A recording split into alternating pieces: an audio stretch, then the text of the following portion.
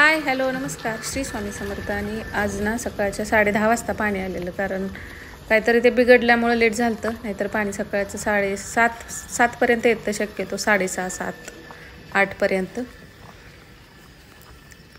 आणि थंडी पण आता भरपूर थंडी पडलेले.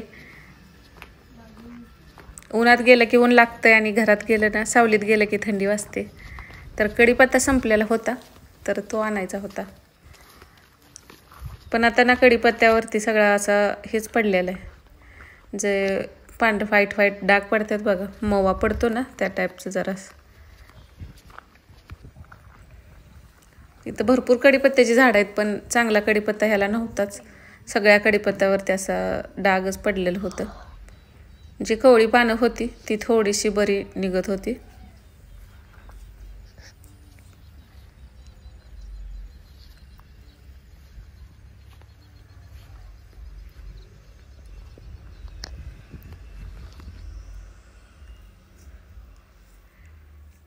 घराजवळ मी लावलेलं होतं एक झाड, पण नंतर ते पत्रा टाकल्यामुळे ते काढायला लागलं.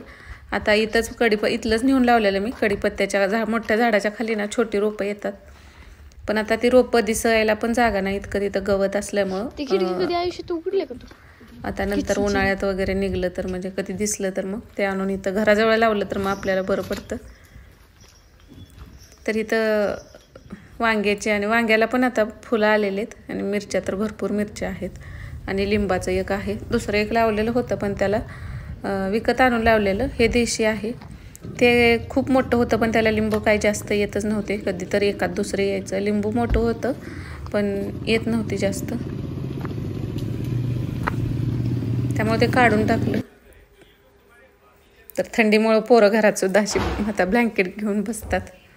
स्वेटर घालायचा त्यांना कंटाळा येतो. तर आता हा सकाळचा आहे. सकाळी आज सगळं झालेलं होतं, चहा वगैरे,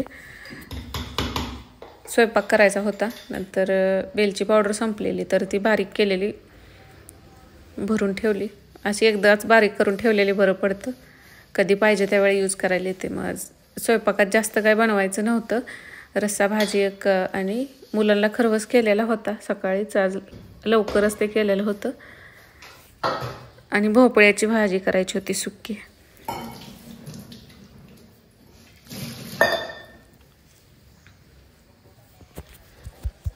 हा भोपळा आहे तो मोठा होता पण कवळा होता, आणि जास्त पण कवळा असला ना ती भाजी एवढी चवीला नाही लागत. थोडासा तरी तो भोपळा मोठा असावा, म्हणजे मीडियम साईजचा.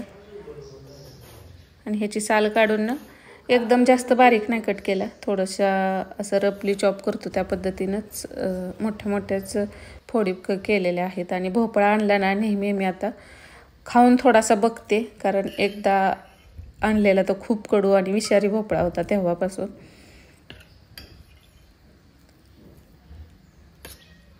तर हे आईनं चिकाचं दूध दिलेलं होतं, तर वड्या करायच्या आहेत. ते दूध ठेवले फ्रीजमध्ये, आणि खरवसच गुळ घालून हा शिजवलेला. तर प्रोटीननं भरपूर असं हे खायला सुद्धा छान लागतं, आणि चिक कसा सहसा मिळत नाही, कधी तर आपल्याला असा भेटतो. तर ओमला हे जास्त आवडतं, जान्हवीला एवढं मनापासून तिला नाही आवडत. ओमला चिकाच्या वड्या किंवा हे खरवस आहे त्याला जास्त आवडतं.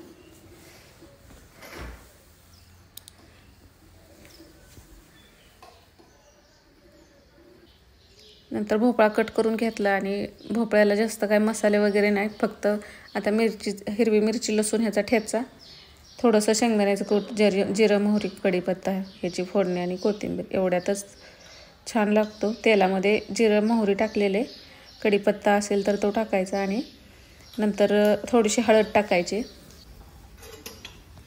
आणि बिना पाण्याचा हा भोपळा करून घ्यायचा. पाणी न टाकता केला तरच तो चवीला होतो.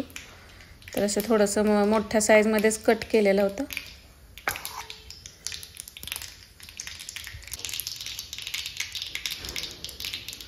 हळद थोडीशी यामध्ये टाकलेली, नंतर टाकलं तरी चालतं, पण शिजताना टाकलं तरी चालतं. आणि यामध्ये ना फक्त मीठ टाकून झाकून ठेवायचं, आणि तसंच अधूनमधून त्याला हलवत राहायचं.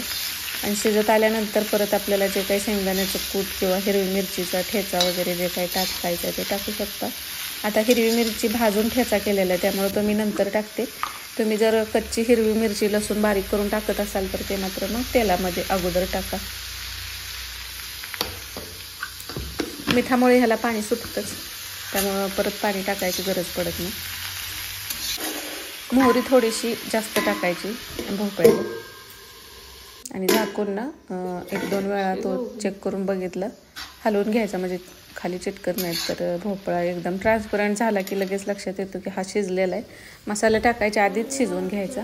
यामध्ये फक्त आता जिरा पावडर, धना पावडर आणि हळद टाकलेलीच होती.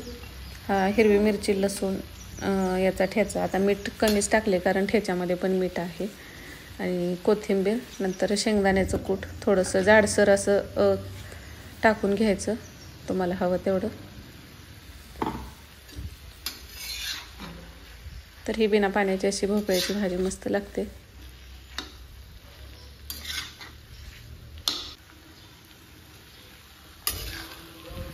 नंतर चपात्या, भाकरीसोबत भोपळा छान लागतो आणि भातासोबत चपातीपेक्षा. तर शिजला होता तो छान. नंतर ह्यावरती झाकायचं नाही, नंतर पाणी नाही सुटू द्यायचं, असाच ठेवायचं. नंतर पाणी सुटलं तर ना थोडासा वेगळा लागतो, त्यामुळे त्याच्यावर झाकण न ठेवता थंड होईपर्यंत तसाच ठेवून दिला. नंतर इथं चपात्या केल्या आणि चपात्या केल्यानंतर भाकरी पण करायच्या होत्या. तर थोड्या भाकरी थोड्या चपात्या असं करून घेतलं.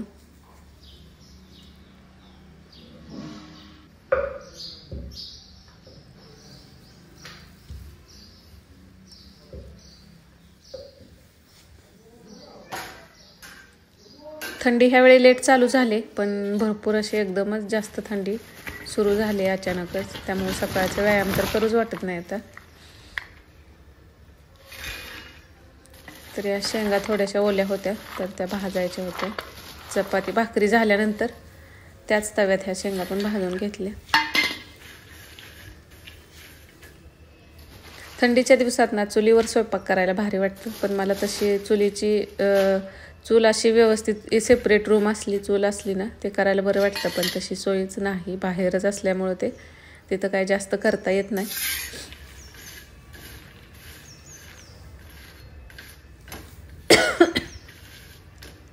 आणि ह्या लोखंडाच्या तव्यात ना भाकरीसुद्धा खूप छान, चवीमध्ये फरक वाटतो. लोखंडाच्या भांड्यातलं कोणतंही खाल्लं तर. आपण इतर भांड्यामध्ये किंवा ॲल्युमिनियमच्या दुसरं आपलं तवा असतात त्यामध्ये केलं तर त्याला कोणती चव त्या ह्याची लागत नाही, पण लोखंडाच्या भांड्याची चव त्यामध्ये मात्र अवश्य उतरते. भाकरी खरंच खूप छान होतात लोखंडी तव्यातल्या आणि चपात्यासुद्धा. तर असा होता आजचा व्हिडिओ. आवडला असेल तर लाईक करा. श्री स्वामी समर्थ परत एकदा सगळ्यांना.